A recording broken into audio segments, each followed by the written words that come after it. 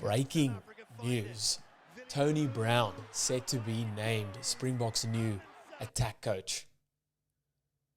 With Jacques Nienaber and Felix Jones having left the Springbok coaching setup, 2 vacant spots need to be filled.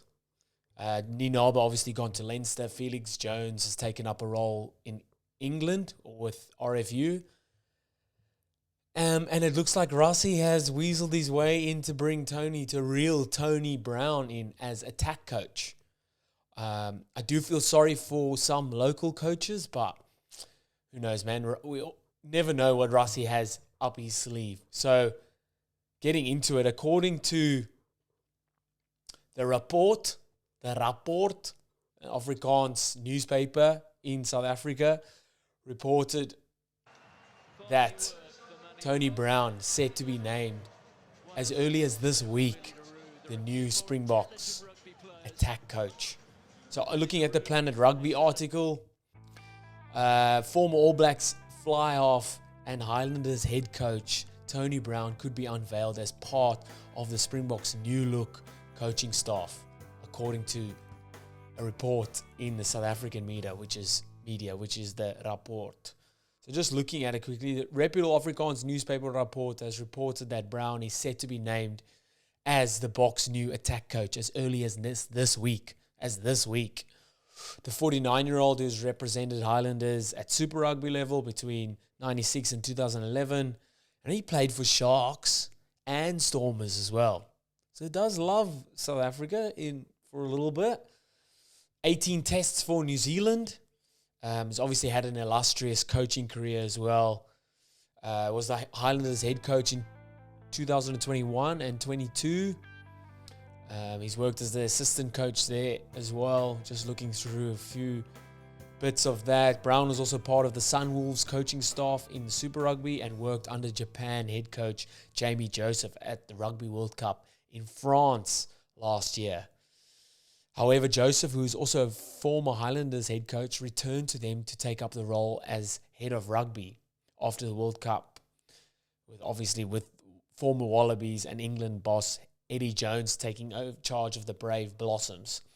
Tony Brown has always said that he prefers to remain involved in international level, and it appears that the Springboks have attained his services. He could have joined Joseph at the Highlanders, but has opted to hold on for a coaching job with a test side. And SA Rugby director of rugby, Rassie Erasmus, appears to have made his move for Brown after the World Cup.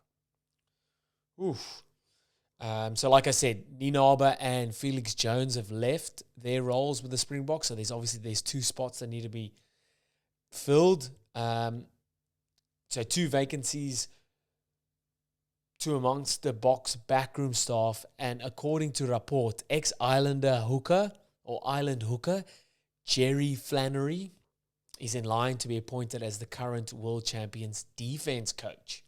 Interesting as well. So 2 abroad coaches, or 2 international coaches for that matter, Tony Brown and Jerry Flannery. So I'm going to stick on Tony Brown. Is it good or bad? Good or bad? First, initial thoughts, good. Like what Tony Brown has done with regards to kind of his innovation and revolutionizing attack and how he sees attack. You can see what he's done with the Highlanders being part of that winning squad in 2015, I think it was, when Highlanders won. He's obviously then done really well with Japan under Jamie Joseph, but he was always looking after the attack. But then again, with Highlanders, I mean, you look at that, with the one bit that he did with the back kick with Lima Sipawanga, just stuff like that, different ways to attack, different ways to play the same game of rugby. And that's what people are looking for. And I think that's what the Springboks have started to do, is to innovate and revolutionize how we play the game, because there's always teams. The teams that do better than the rest are ones that play the game differently. Obviously better than other teams. All Blacks have been that team for the longest period of time. Now you see teams like Ireland, France, obviously the Springboks coming in with different ways to play the game. And you're always looking for what's the next way to attack or the next way to defense. So first thoughts on Tony Brown, good, massive experience that he has. Obviously someone with a very acute eye for the game, sees it a little differently to everyone else, and wants to innovate the game and wants to innovate how players or how teams attack. So that's obviously a big tick there. But my second thoughts are, you feel sorry for local coaches and for coaches that have been around for a long time, that have been serving South African rugby locally in the attack area as well. And a name that comes to mind is Davie Snyman, someone who's been around the Stormers since, I think, 2012, maybe 2013. So the best part of a decade? Yep. Best part of a decade in the attack/backline coaching role. I feel sorry for someone like him. He's ticked all the boxes for it. He's got that surname, Snyman. And he's a quality coach. I was lucky enough to be coached by him at Paul Ruus. We can look there. So that's him over there. Well, there.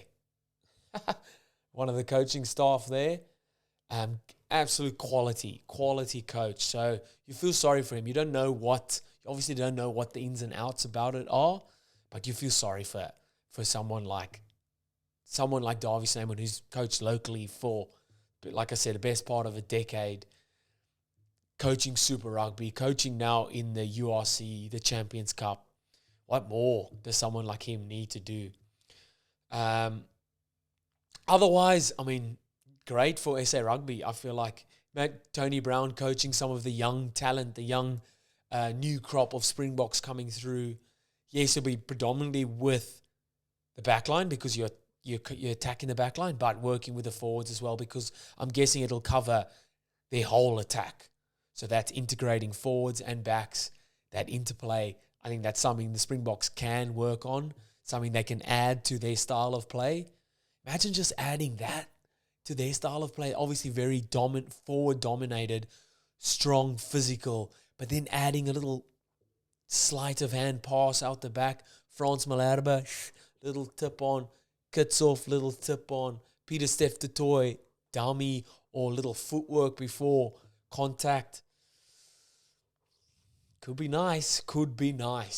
Let me know in the comments, what are your guys' thoughts? My first thoughts are great, but then also you feel sorry for local coaches. Who knows? Hit that like, subscribe to not miss any more of these videos. And I'll see you next time. Bye.